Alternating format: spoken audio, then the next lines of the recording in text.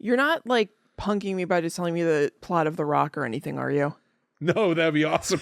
Oh, man, I really missed an opportunity.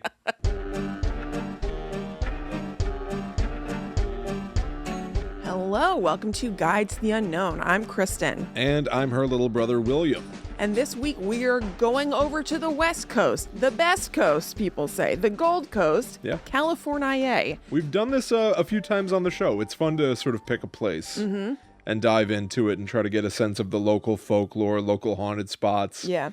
And historically, I think, when we've done it on the show, we usually pick somewhere. We look at our statistics, right? We can see the stats of who listens to this show, who watches this show. Right. And it's been fun. We've picked places that like never listen to us. Yes. To see what happens if we put a spotlight on them. So we did. Yeah. Will our numbers start booming in Alaska or in, Wyoming? Exactly. The answer is no. Yeah. It seems like we get maybe a nudge, but they're still at the bottom of the pile. Yeah. This time we've decided to praise. Yes. Praise Reward. some territories. Yes, this is your reward. Yeah. We're going to check out California because that is the state that listens to Guide to the Unknown the most. Yep.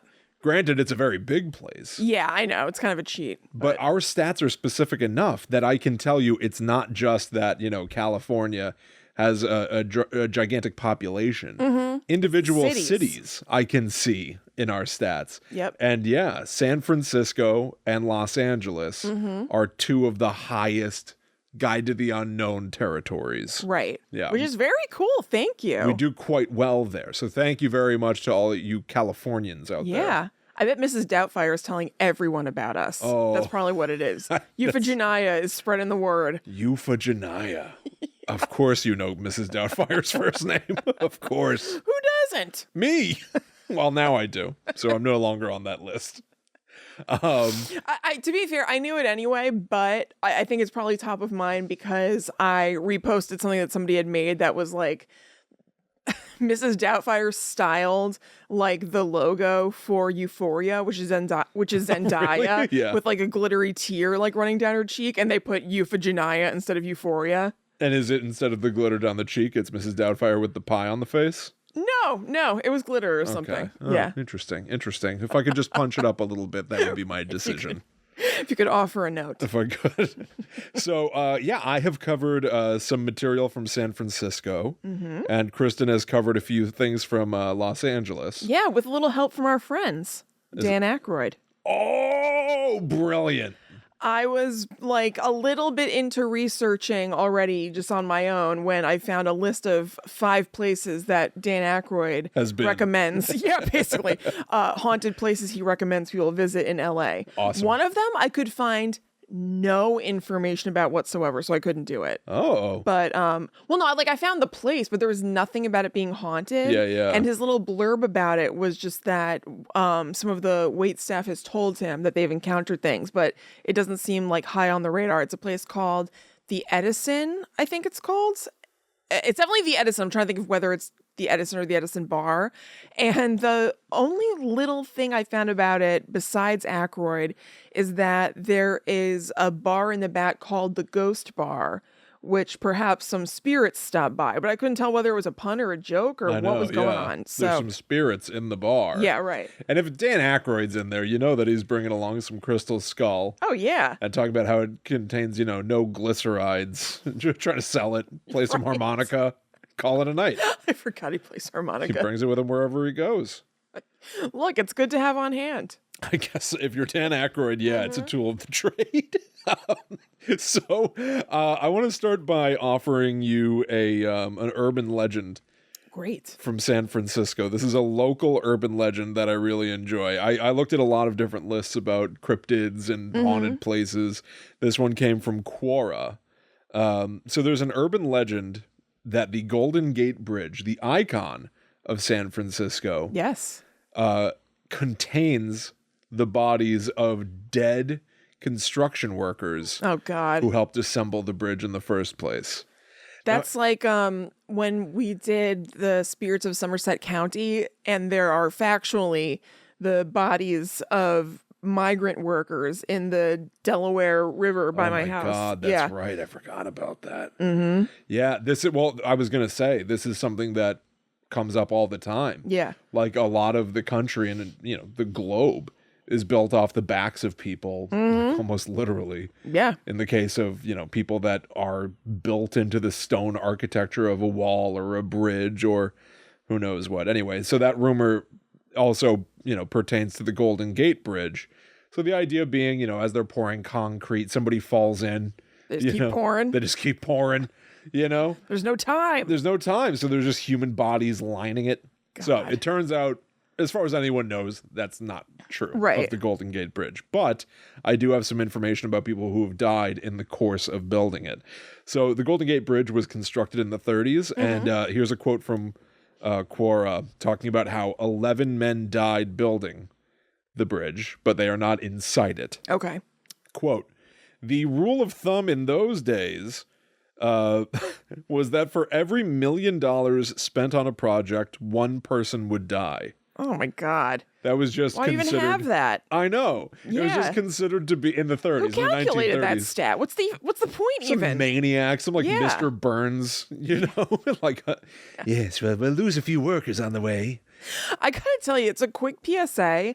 I watched an episode of The Simpsons that's new last night. I think it was from season 32 or something. It was on Disney Plus. It was so funny. Really? Yeah, I was really kind of surprised. Ryan put it on and I was like, I've heard that Latter-day Simpsons kind of sucks. It was really funny. Oh, that's great. Yeah, it was a Burns-centric episode too. It was well, that'll do it. Right. He basically did an undercover boss thing where he went into a robot and tried to act like one of the guys to find out stuff, and it was extremely funny. That's pretty funny. Yep. It's a pretty funny premise. Yeah, I remember I've tuned into the Simpsons in the modern day and been like, maybe people are just being too harsh on this thing. It's too easy to dogpile and just be like, it's not what it was when Conan O'Brien wrote for. He wrote it for a few years. I know. 30 years ago. I was really surprised. I was laughing out loud at things. Yeah. It was really funny. Interesting. Yeah. So yeah, there was a rule of thumb. For every $1 million you spend on a project, one person will die. Okay. That's an acceptable loss. So the Golden Gate Bridge was planned to cost $37 million. Uh-oh. Now, thankfully, that's a lot of people dying.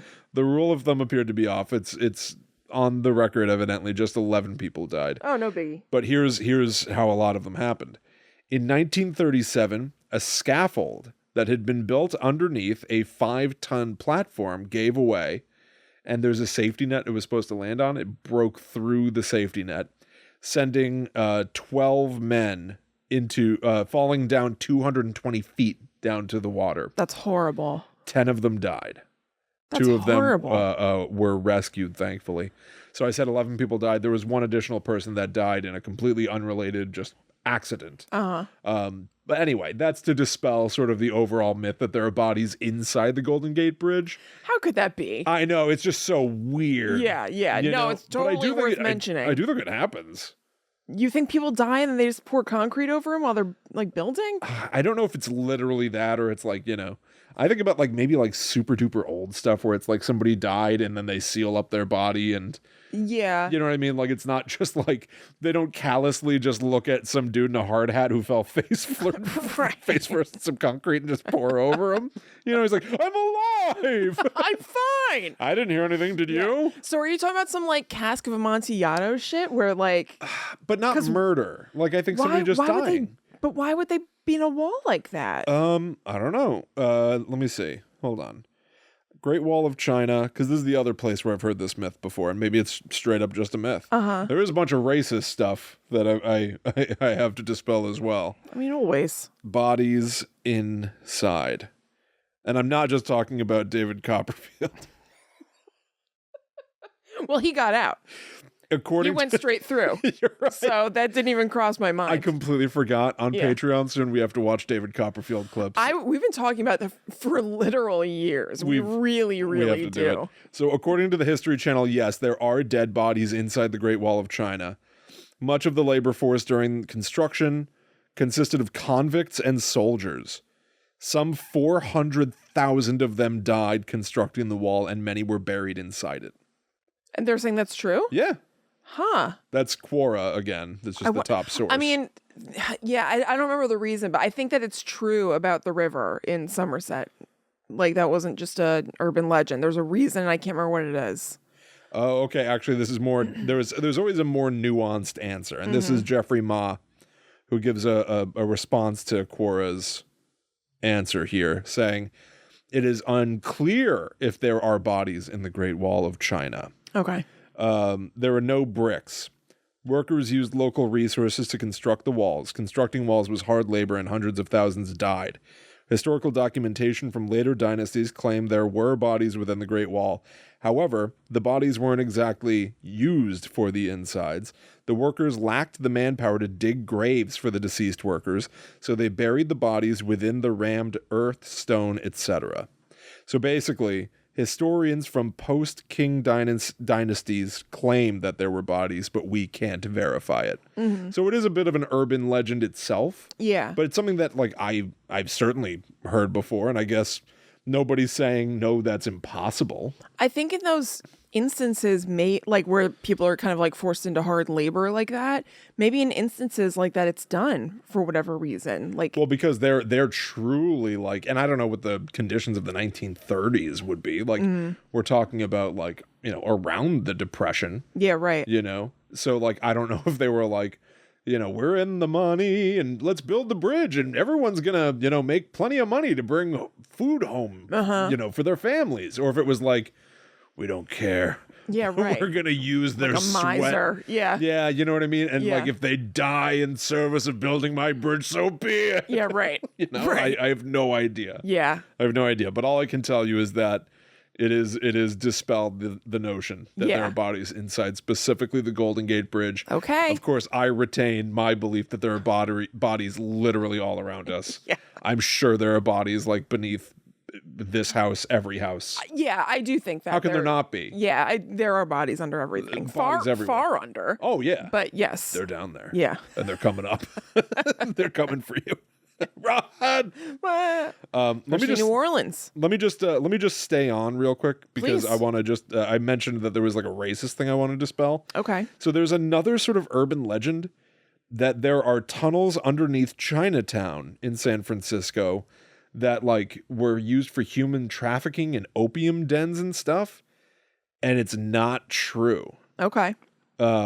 Which is real weird, but I've got a very fascinating article. And by the way, all these links are going to be in the show notes, gttupod.com.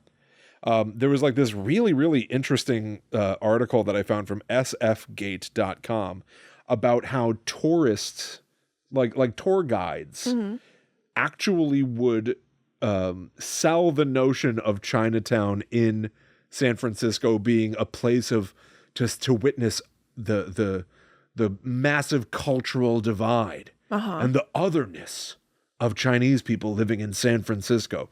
So they would sell essentially this notion that like, yeah, the Chinese people living in San Francisco are all, doing opium and sneaking around in rooms and hiding in the tunnels. That is so friggin' rude. Are they taking them through Chinatown on tours and like saying that? Yes. That's horrible. And making stuff up entirely, which is kind of unbelievable. One of their favorite tricks, I'm reading, was convincing tour groups that they were traveling through underground tunnels up to 7 feet below the street.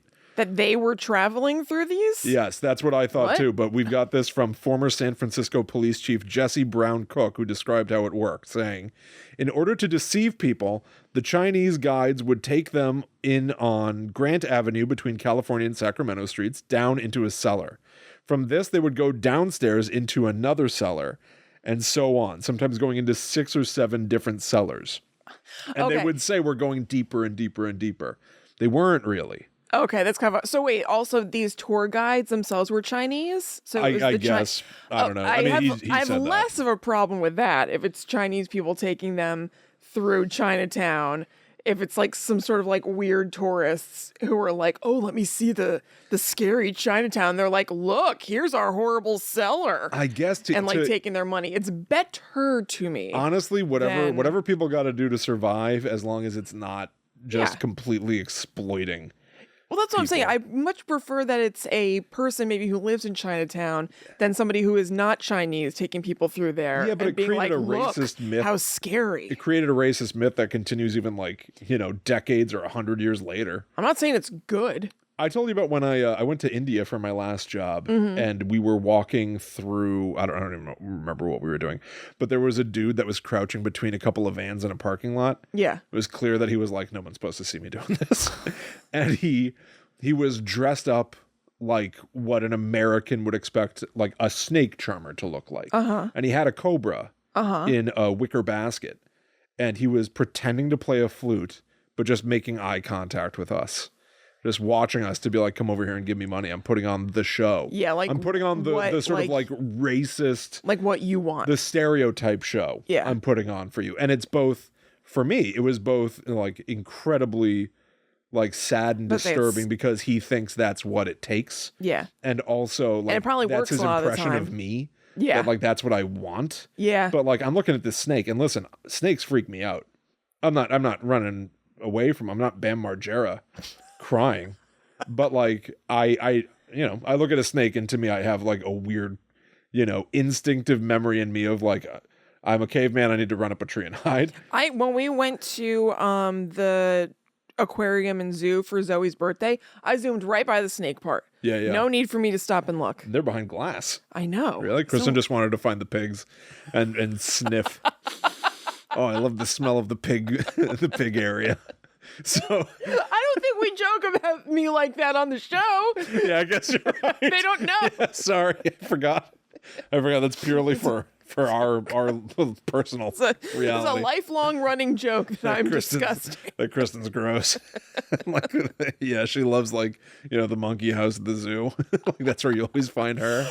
For breathing example, deep. when you when you and the family came over last week, I was bringing out garbage, and Allie said, "Oh, Kristen, you brought a snack?"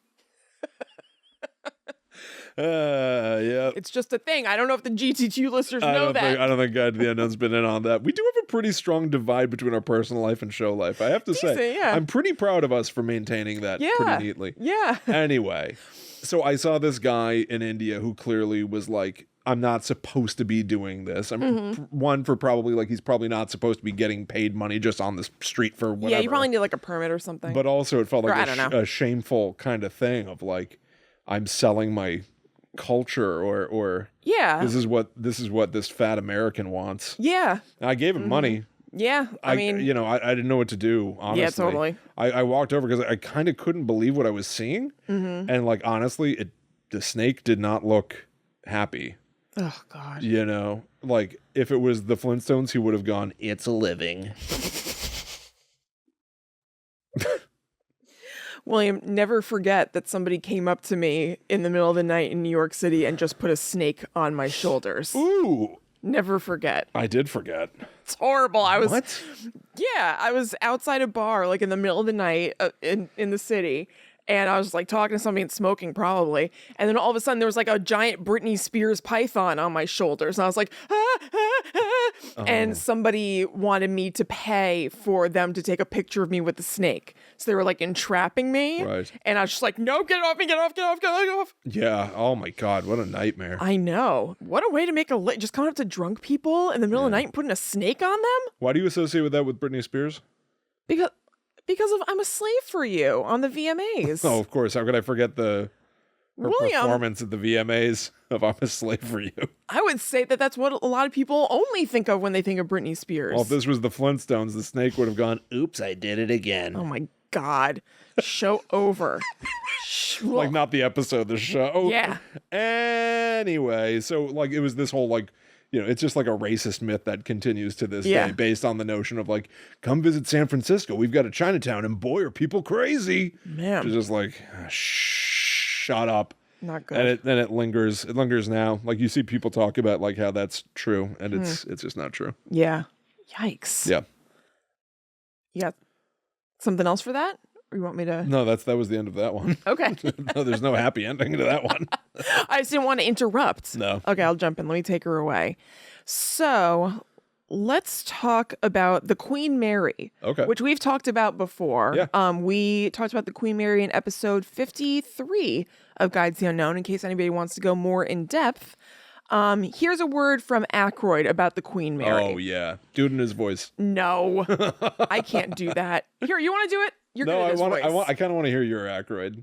This is one of the most haunted venues in the world. It has, I can't. That was pretty good, to be honest. All right, you can ditch it, but that was pretty good. It has a loop ghost. So he's talking about like a Residual haunting. residual haunting. It has a loop ghost, a little girl. I think her name is Rachel, and she recurs in the pool. Apparently, she drowned there. She's been taped on video. You can get her on YouTube. There's a couple of pictures of her online. There was also a guy who was an engineer, and he was playing around with one of the hatch doors, and he got chopped in half, and he apparently haunts the engine room. Good God. It's a beautiful place to spend the night. I slept like a baby. So I believe we talk about the engineer that he mentioned in episode 53. So if you want to go back and find out about that, you can do that. Because we talked about it in episode 53, I wanted to make sure that I wasn't retracing our steps. So I went looking for people's reviews of the Queen Mary that I could read and found some pretty surprising ones. This is the first one I came across. They'll get a little better than this, right? Okay. Yeah, I think I have at least one that's better. Okay.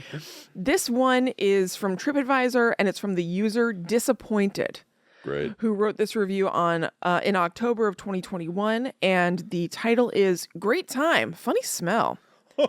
We went on a tour. It was great. It was a great time, except there was this dead smell. It followed us all over the ship. We could not escape it. What was it? A rotting corpse? A dead animal?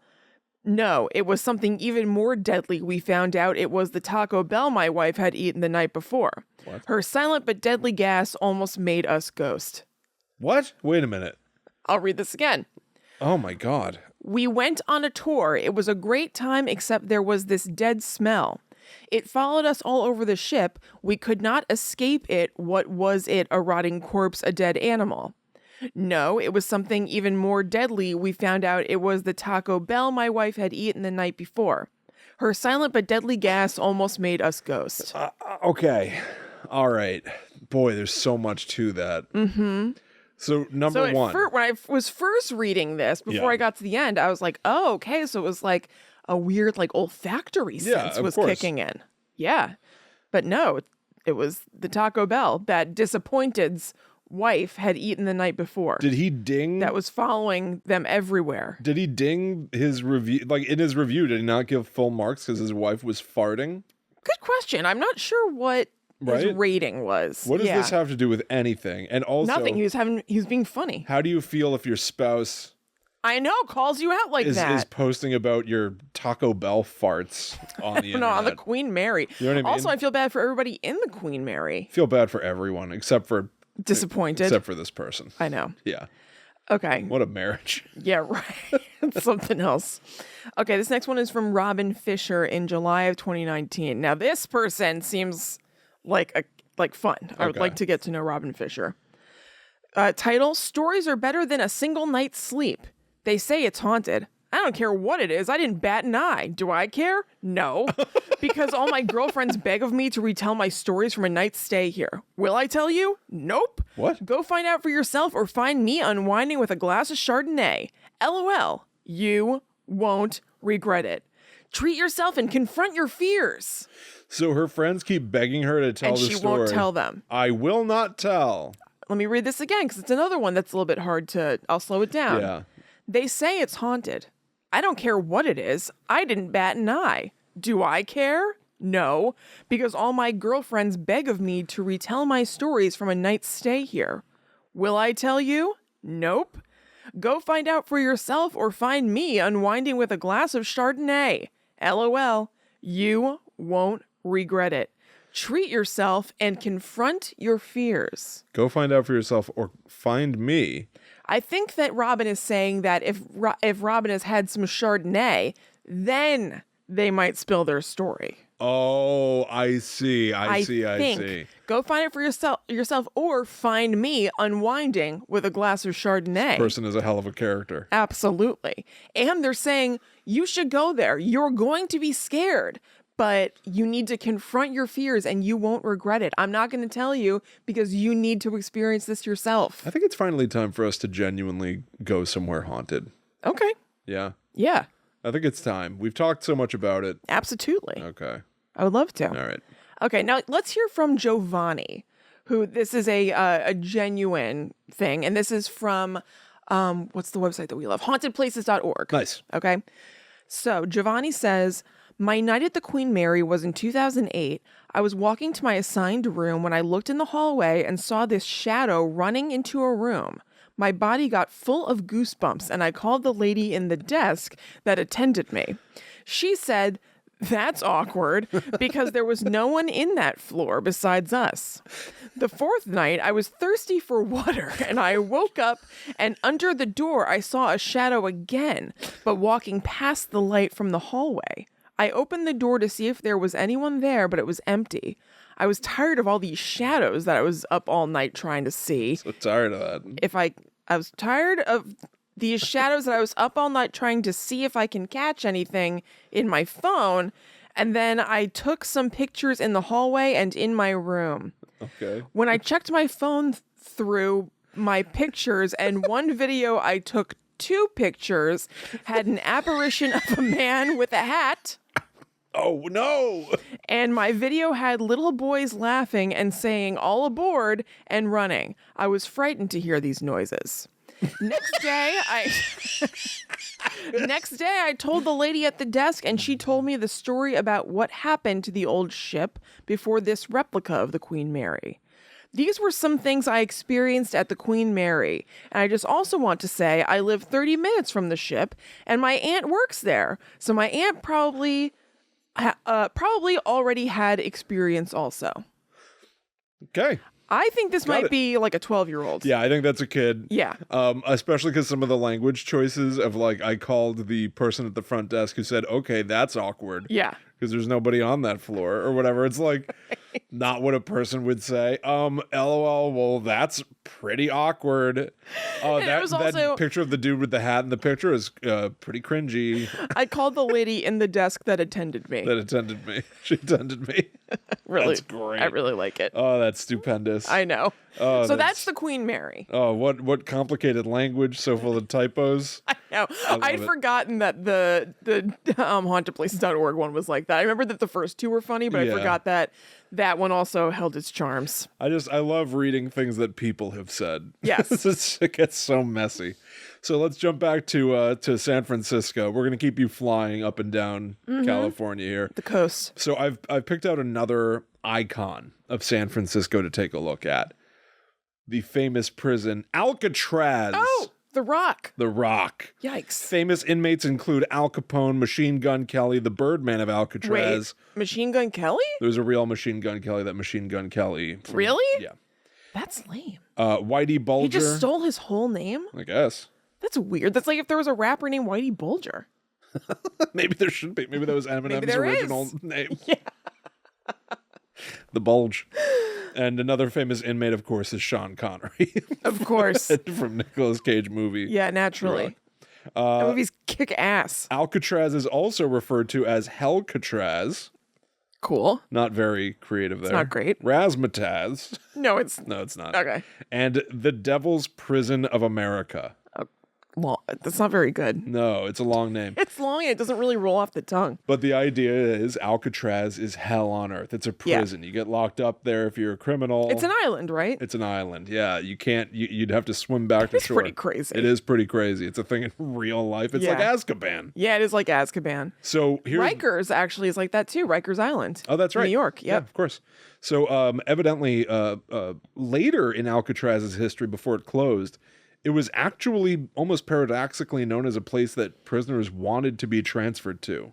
Alcatraz had a policy of 1 inmate per room. Which meant that's pretty nice. Yeah, you wouldn't have threats from a roommate to contend with. Yeah. Also, the warden offered better food than most prisons and would let you like come back for seconds and stuff. Why not so a lot then? of prisoners wanted to be there. Who cares that it's on an island then? Like, it's not like you're going to get out anyway, really. Yeah. And then may as well be somewhere where the accommodations are nicer. Exactly. But that was in the later days. Yeah. Early days of Alcatraz, it does sound like hell horrible. on earth. Yeah. So I have this from history101.com. They call out the fact that evidently Spanish explorers first came across the island and decided that the entire place just was off. Mm-hmm. They even wrote down in some of their logs that it was a, quote, bad place. Going on to say that they noted an eerie light emanating from the island. Huh. So maybe before it was even built on. Yeah. Alcatraz Island was a bad place. It was wrong. When it first became a prison, it was cold, isolated, and the water was contaminated. There's no fresh water. You're in the ocean, basically. Yeah. There was an original lighthouse that was built. It's one of the first lighthouses, if not the first lighthouse, I think, on the West Coast, which is kind of interesting. But eventually they tore down that lighthouse, built a new one. But now we've got legends of a phantom lighthouse because it is reported that sometimes the original lighthouse will appear. According to reports, on foggy nights, the old tower will appear as a shrill whistle sounds, and a green light flashes slowly around the entire island.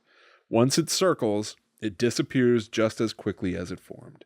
That's cool. Now, I hadn't even thought about this, but the Spanish explorers said the island was glowing. And now we've got a lighthouse that suddenly appears. Like maybe the lighthouse is just now a new manifestation for whatever had been glowing there previously. Right. Yeah, it's like the modern interpretation of whatever had been there. Yeah, for sure.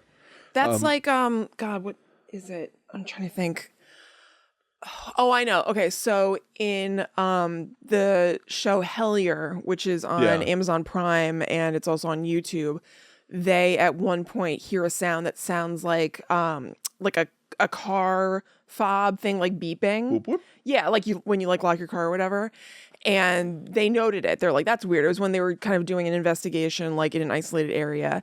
And then they were reading, I think, the Mothman Prophecies or something else by John Keel. And he talked about how in his research, he found that a lot of people who experienced strange phenomena heard the sound of a car door slamming. Oh. And so they were kind of hypothesizing, could this be like a modern interpretation of that? Like for that time, because Keel wrote that stuff, I think in like the 70s or whatever, like they, for some reason, made the sound of a car door slamming, and maybe the modern equivalent was like the locking of the car door. Yeah, that's interesting. It's interesting that like, because maybe it's not even necessarily that is the sound that's being made. It's like human beings. That's how we interpret it in the modern era, like our relationship to that phenomenon. Yeah, right. Like basically, the basic gist is like a closing or locking of something, and people heard that as closing a car door in the 70s or whatever, and it's locking a car door now. Exactly, and they're different sounds. Yeah, it's interesting. That's pretty interesting. Actually, since you bring up Hellier, I feel like maybe we should point this out. We're actually next week. Yes. February 25th, 26th, and 27th. That is next weekend. We'll have an update on when our actual time slot is for this, but this is when this event is happening. Yes, PhenomenaCon. Yeah. Is occurring. It's on patreon.com/paramuseum.com. Tickets are $15, I believe, to the entire event. Yep. And Kristen and I are going to be speaking at this thing. Yeah. It's a virtual convention. All about the paranormal. Yep. So if you've seen Hellier, this is put on by Greg and Dana Newkirk, who are the owners and operators of the Traveling Museum of the Paranormal and Occult. And the $15 is entry to their Patreon. So obviously they hope that you stick around beyond this, but you could for sure enter their Patreon for $15 a month and then get access to the 3-day PhenomenaCon and, see what else they've got going on. Yeah. And there are a lot of really cool other speakers. Will and I are going to be talking about kind of like the paradox of reality ghost TV with an extreme emphasis on our friend Zach Bagans. How can we not? How can we not? And it should be really, really awesome. So I hope that you'll join us over there. We're on the poster for it too, which is kind of cool. You can see it if you go to our Instagram too, @GTTU pod. It's only a few posts back. Yep. And Kristen and I, our little headshot is there above ghostly Bigfoot. So that's next weekend, February 25, 26, 27. We'll give you our dates, our times as we get them. And that's patreon.com/paramuseum. Yes. Only $15. Make sure that you join us. That's going to be a lot of fun. Yeah, it'll be awesome. And I've been a member of the Paramuseum for a few years now, and I love it. So I think you should check it out.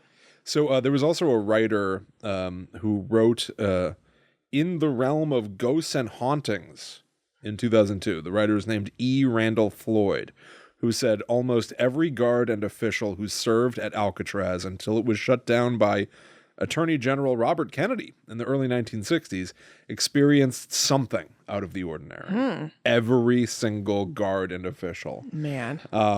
Reports indicate that multiple times guards were called into action because of the sounds of cannon shells firing and victims screaming. The incidents that occurred were so realistic, guards were summoned to the armory, grabbed weapons, and headed outside to find nothing. There was no explanation for the noises that they heard. What the hell? Yeah. The original warden of the prison was named James Johnston, and he was a real tough cookie. More on him. Yeah. Sorry, not a tough cookie. In my notes, I wrote a tough nugget. literally in my notes says James Johnston, a tough nugget, did not believe in ghosts. Don't remember writing that. Don't remember writing that at all. Then he was giving a tour to some visitors of the prison when the unmistakable cry of a woman sounded out. Quote, "It appeared to be coming from the walls, and as the sobs rose in volume, a cold wind swept through the room." No explanation. That's very scary. Yes, that seems not good. No, yeah, a lot of bad things happened at this prison. In 1948, 3 inmates managed to get into the armory and take the guards hostage. Oh God. Yeah, ultimately, 14 guards would end up wounded, 2 would be killed, and Marines called in to handle the situation would kill the 3 inmates. Oh man. The 3 inmates at a certain point asked to surrender, but Warden James Johnston turned down their offer, which is essentially just saying, no, you're going to die now. Yeah, right. I'm going to have them kill you. Yeah. I'm not going to let you try to stand down. It's too late. You die. Isn't that crazy? It is crazy. You're not like punking me by just telling me the plot of The Rock or anything, are you? No, that'd be awesome though. Oh man, I really missed an opportunity. Because I've only seen The Rock like in full, I think once. I definitely would catch it a lot when we lived together at home, like, and Dad would watch it. But I don't know it well, and I know that Ed Harris is like a bad guy, but he's also a Marine, I think, in it. So that's why it just occurred to me, could you be putting me on? I really blew it. This was a real missed opportunity, a real blunder. Because I just would have been like, until you got to the Rocket Man part, you would have just had me, I guarantee. Ugh, the Rocket Man. Yeah. So that is when there's, I don't know, Nicolas Cage has somehow armed a rocket to hurt an enemy. Yeah. And he says, "Have you heard the song Rocket Man?" The guy's like, "Oh, no, what are you doing here?" And he goes, "Because it's you. You're the Rocket Man." And then shoots a rocket into the man. It's probably the worst like action movie line I've ever heard. It's unbelievable. I've ever heard. So there was another event at the prison where a, quote, disillusioned Brigadier General Francis Hummel and his second in command, Major Tom Baxter. Okay, so this is The Rock, yes? This is The Rock, yeah. This was the other event. Yeah. Yeah, sorry about that. Yeah.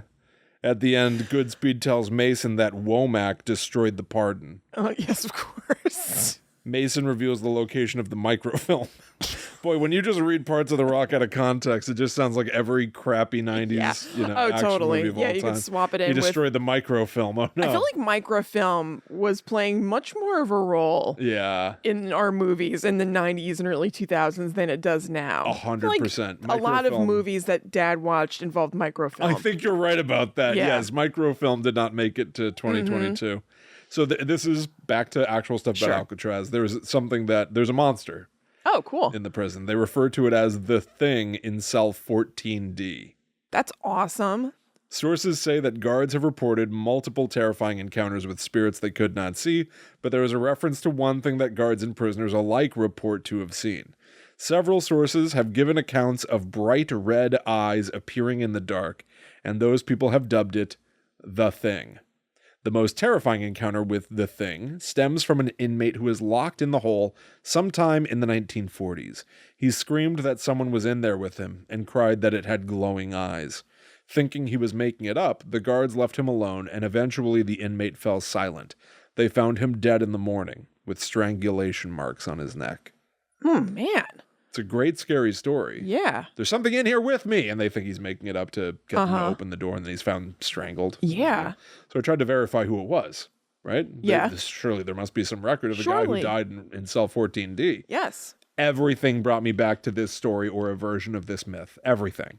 So this is where it's like, if anybody has, for some reason, privileged information, like, this would be a fun one to probably get verification or a distinct lack of verification of, right? Because it's a death in a prison in a particular room. I feel like there are enough nuggets of like specificity. Yeah, that we could be like, no one died in that room. Or at least there's no record of it, you know, but it certainly is a very fun story. Yeah. And here's where I just tell you that Alcatraz, there is so much more at Alcatraz. I almost think that we could do an episode about Alcatraz because we could do that. I basically only scratched the surface, but those were certainly some of the bigger stories that jumped out at me. All right, sweet. Yeah. That sounds good for like a future thing. I'd be into that. Yeah. Okay, so William, let's go for a little bit of glamour now. Ooh, the glitz, glamour, Hollywood, the beautiful people. That's right, La La Land. Oh my God. Let's talk about the Chateau Marmont. Momo.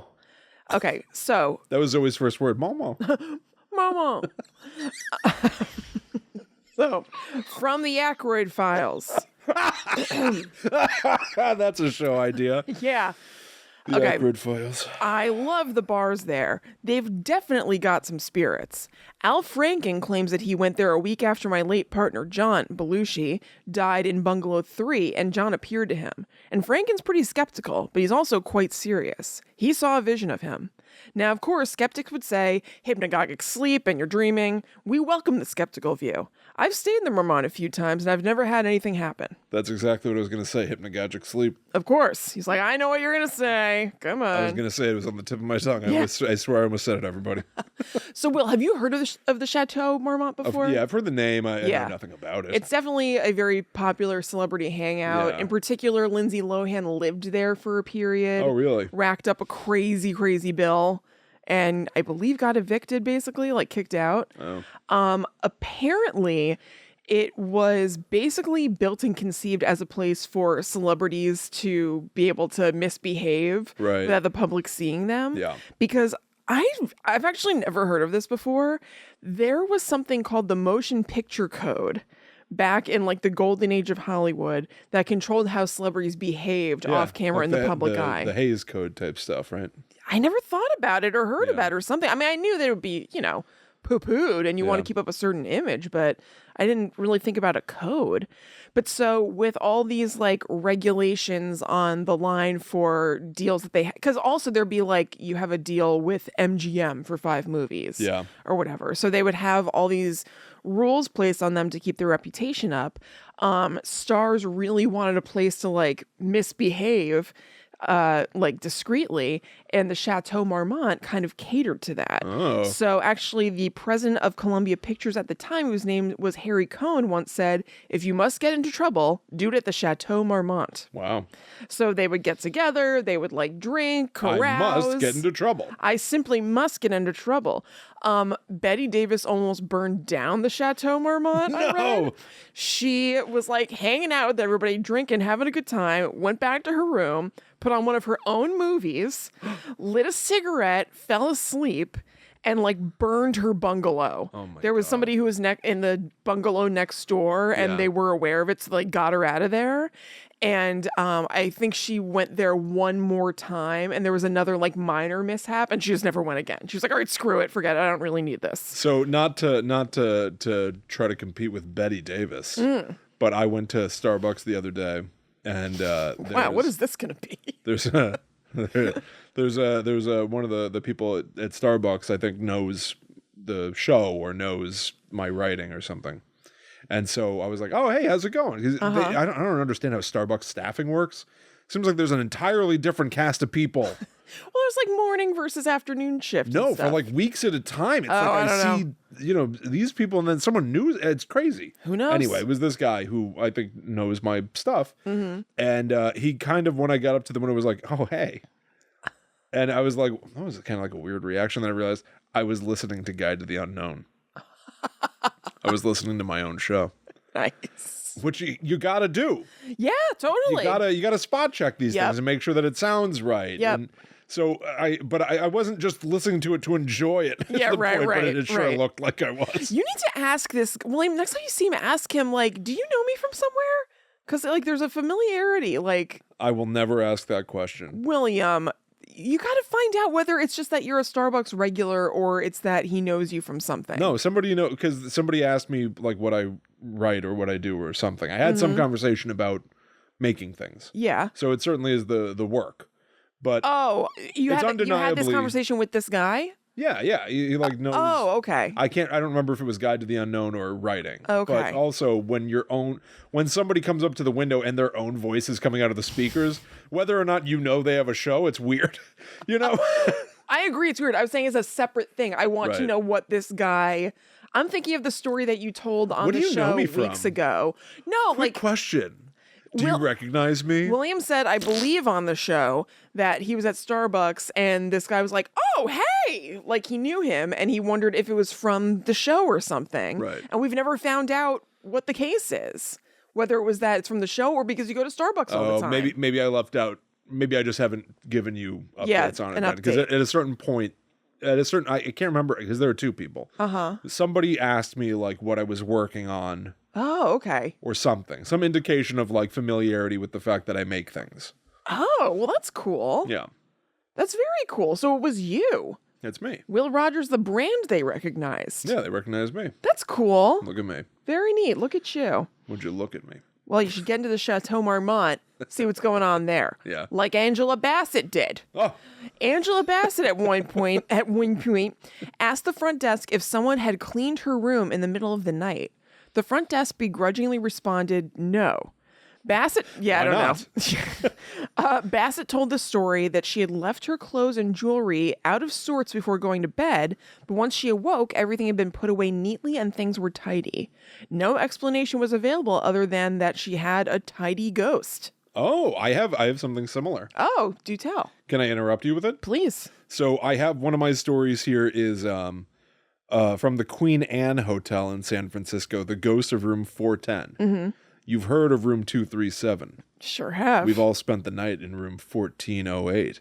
Oh my God, you wrote this, right? This, yeah, okay. Well, just wait until you hear what might happen if you stay the night in room 420 at the... I can't read. If you stay the night in room 410 of the Queen Anne Hotel. Oh, no.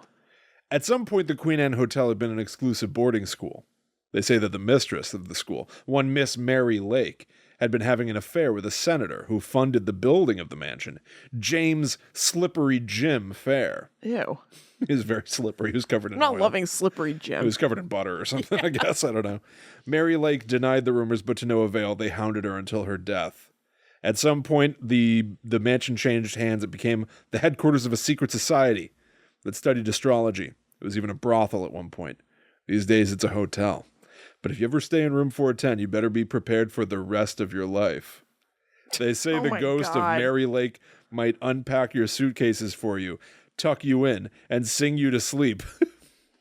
I was there with unpack my suitcases. I was going to say, like, all right, I'm going to room 410, but I don't want to be tucked in and sung to sleep. They specifically said that she'll tuck your feet in, which makes it sound like only your feet. What? Like, like it's all bunched up right around your ankles and toes, but it's like firmly tucked.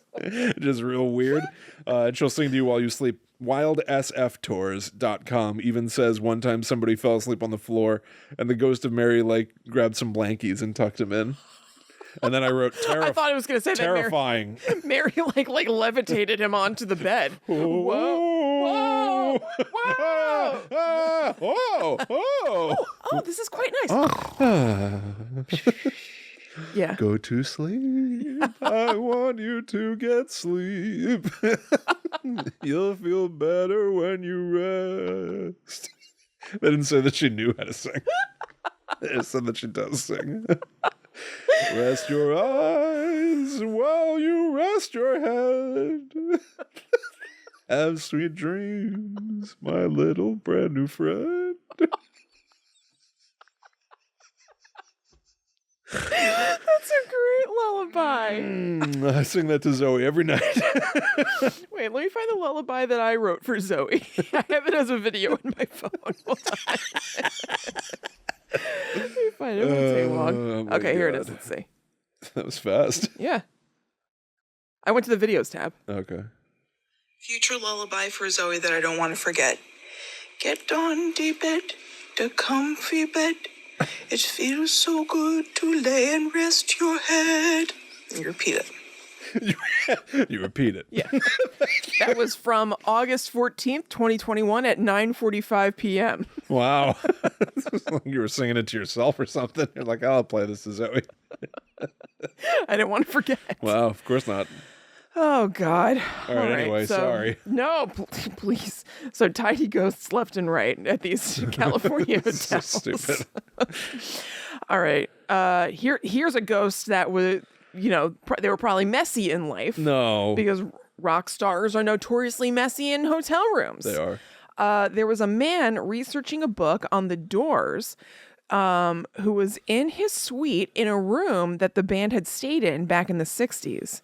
He awoke to the sounds of a party. Once he opened the window to see where the noises were coming from, he quickly realized the noises were in his room and all around him. Ooh. He was quite disturbed and left the hotel in the middle of the night. That's awesome. That is actually. pretty awesome, yeah. To be like, what's that? Those like damn kids having a party? And then you're like, no, it's all around me in here. It's so crazy to think of a sound not coming from a particular source. Yeah. If you just realize that it's just filling the room and there's not a speaker. Right. It would almost drive you crazy. Oh, totally. I want to find the origin point of this sound. It's really, really weird. Because if you think about it, most sounds, like you even start to just look in the direction they're coming from. Like you ever try to, like a smoke detector needs a new battery, so it's doing that chirping thing. You follow the sound. Yes. You can locate the source of a sound relatively easily. Right. Or The me idea- 1,000 times a day doing the iPhone locator on my watch. Yeah, That exactly. makes it make a sound so you can go find it. 100%. So the idea of just being in a room and it's just full of sound and you can't locate, like that genuinely feels like, they say like if you go into a room that like a padded room that has no sound, you might like lose your mind after 15 minutes. That sounds crazy. It sounds like a hallucination. Yeah. Like you're generating the sound. Your brain is giving you something to listen to. I feel like that would genuinely drive you a little nuts. Yeah, I think it probably would. And so the last thing I'll say about the Chateau Marmont is just kind of touching back on Al Franken's experience, just a very quick elaboration on it. So he apparently went to the chateau a week after John Belushi passed, and he stayed in the same bungalow. He awoke late at night from a fitful sleep to see the ghostly figure of John Belushi standing over him. John, he called out, but by the time he got his glasses on, John had disappeared. Wow. Yes. And Al Franken himself tells that story? Yeah. Wow. Mm-hmm. That's weird. Yeah, he said that happened, and he also said that he stopped doing drugs after John Belushi died because it was like a wake-up call. And this happened just a couple of weeks after? Yeah, like a week after. So, hold on. What? If he was going like cold turkey or something, I don't know anything. Oh, I mean, I don't know about the timeline of when he stopped doing drugs know, or anything. These are completely unrelated anecdotes. I understand. I'm just skeptic brain says Sure. he was either on drugs or very recently off drugs. Could be. And says he saw a ghost. Could be. I don't know anything of the timeline. I know nothing about drugs. Yeah. I'm just saying. And I don't know about Al Franken I'll too admit much. there's plenty I don't know. Yeah. But the skeptic brain always goes, because you want to think like people are, like he was a senator. Yeah. So you want to think that he's... He also made some... Oh, certainly. Yeah. But you want to think that there's some credibility to the things he says, at least. Yeah, you hope. Like we should get like a list of senators that believe in ghosts. Well, we Like, did the that's like White a House. disqualifying. Yeah, we did the White House ghost thing. Like we did 2 episodes back to back that were True. like political ghosts. Yeah, that's true. So there That are is true. some. There are presidents who believed in ghosts. Yeah. You know? All right, you're right about that. Yeah. Yeah. What did like somebody saw Abraham Lincoln? It was like, I think a lot of people have salutations, my dear boy. Like, ah! tip of the giant cap. No. No. So I have one teeny tiny urban legend to share You're with going you. to take us on home. It's very yeah. enjoyable. It's Beautiful. not a big story by any stretch, but it's very fun. Yeah. The Golden Gate Park Ghost. There is an urban legend. This comes from onlyinyourstate.com. There is an urban legend that will spook almost anyone. Apparently, if you drive Golden Gate Park at night with your headlights off, a police officer will pull you over and give you a ticket. Okay. Now, I thought that was where it ended. Yeah. 'Cause it Is sounds that like a just little- like a dumb joke? It sounds Yeah. like a little like dun dun dun dun dun. Right. Like what a silly, like a way to end an article about scary places. If you drive without your headlights on, the cops will pull you over. Yeah, right. But no, it actually continues. However, when you file the ticket, it shows that the cop doesn't exist. Oh, that's cool. So it's a phantom officer. He'll Yeah. pull you over. He'll write you a ticket. It all and you're probably in your head being like, I screwed up or whatever. Right. But no, this guy doesn't exist. Yeah. He's a ghost. Imagine the relief that washes over you when you realize you don't have to pay that fine. And then the fear that rushes over you realize that you encountered a good And also, ghost. you're holding a tangible ghost ticket. Yeah, that's very true. Yeah, I think it's so funny to me because there's so many ways that you could interpret this, you know? It could be that somebody is like being silly Yeah. and pretending to be an officer. That's not silly. That's scary. Think about it. Yeah. What kind of person is pulling over people and like they have the tickets Yeah. and stuff? They're like going through all the motions. They're like, all right, sit tight. They go back to the car and like pretend to like Just do whatever sit the hell there. they're doing in there. Yeah. Sit there and Yeah. wait That's for a minute. terrifying. Yeah, It might be scarier than a ghost. Like, who the hell was that guy? Yeah, you're right. Unless the point is to like prank people. Because Yeah. I guess what I was thinking was like now that this rumor is out there, you know, somebody might go in specifically to drive with their headlights off, and there Yeah. could be, you know, a merry prankster that, you know, waits Yeah, for hope a people to merry try to do prankster. that and then plays the role of the ghost cop. Yeah. But like you have to imagine that if this story were real, and of course it's not. Nothing's real.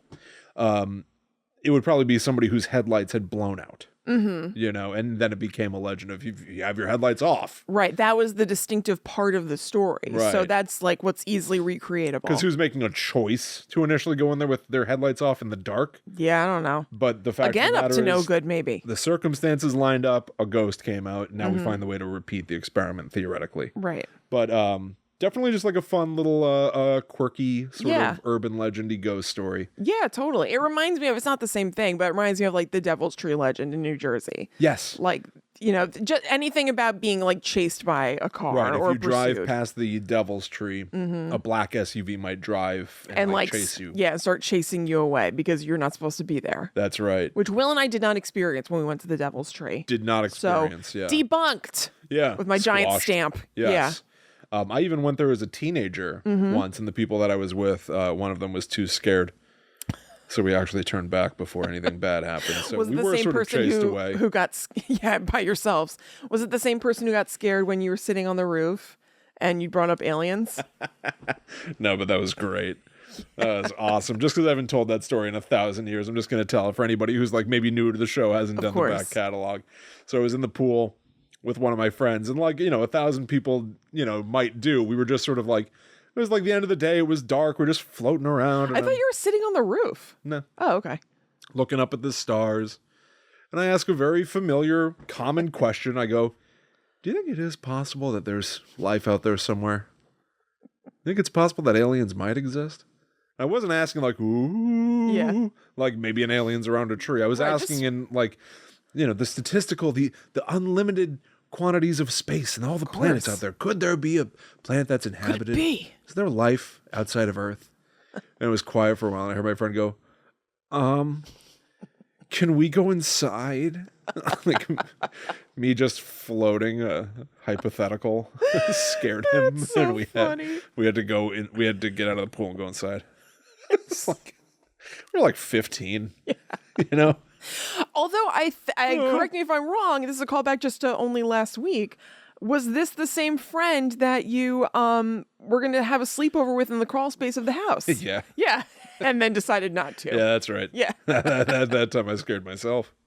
Yeah. And I tell that hilarious story to be like, isn't that silly? Yeah. And so like chickenish, and then I'm like, oh, Kayako. Kayako could be anywhere. She could be anywhere. She could be anywhere. Freaking out. I've been thinking about that Girl in the Gap thing all week. Isn't it great? Yeah, it's awesome. Actually, it's coming out. I'm not sure when, but kind of soon. I guested on the podcast Books in the Freezer, which is an awesome podcast all about horror books. And the host, Stephanie, asks what your chilling obsession of the week is. And I said the Girl in the Gap story, and then I just keep picturing little faces wherever there's a space anywhere in my home. Yeah. I'm just thinking about it. Even the entire time while we've been doing this very episode, when I look at you, I look at this door to the unfinished part of the basement over there. Maybe we should close that door. The more unfinished part of the basement. It's just barely cracked open, and every time I look at it, I imagine, what if someone was looking at me? Kristen, you're now on board with my fear. You realize this is why I like The Grudge and like what I've been afraid of I've my never whole been life like is anti that fear. the or idea of somebody anything. just peeking at you. Yeah. You know, something like a face in the freaky. window. Yeah, no, I've always understood that being scary. I just don't think about it very often generally, but I've Yeah. been thinking about it this week. This time it gotcha. I It think got about it me. literally all the time. And then our mommy was the girl in the gap to me one day for right. real last week. I went outside to get the mail and I took too long and her mom was worried about me. So she like peered around the corner. So when I came in, mom's face was just like in the stairwell and I was like, ah! The Girl in the Gap. Yeah. Yeah. It was amazing. It is scary. We should look up some Girl in the Gap stories. Yeah, absolutely. Like exercise this fear. Yeah, You know? right.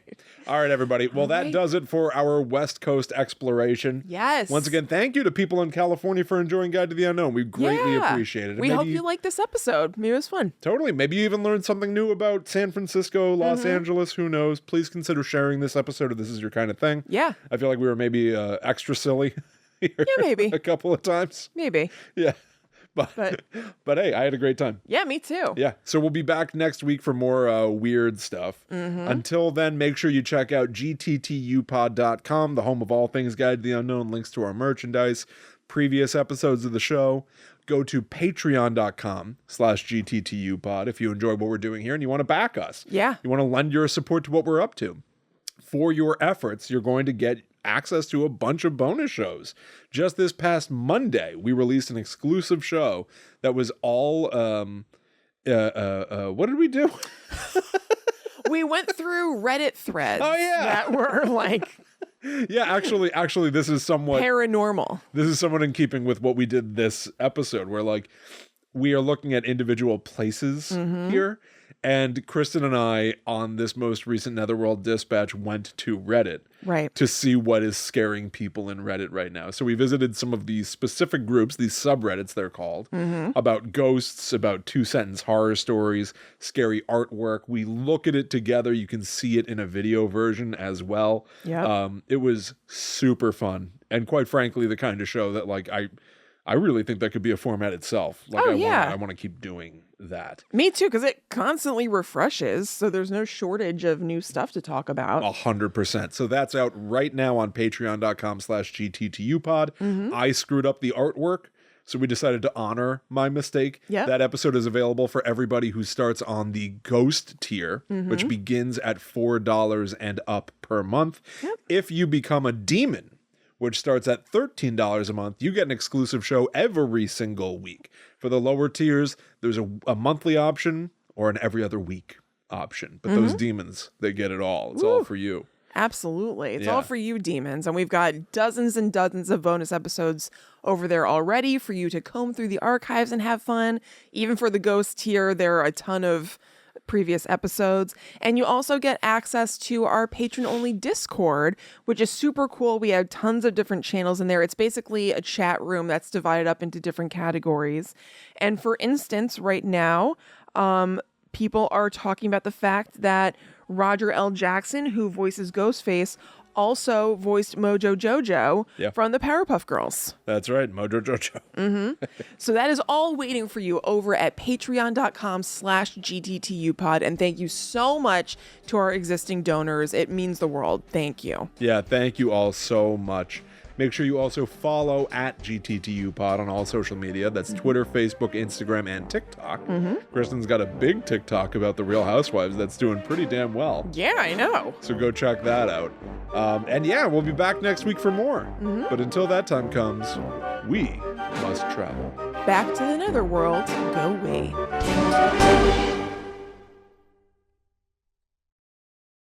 And PhenomenaCon. And PhenomenaCon. Come back next week for PhenomenaCon. That's right.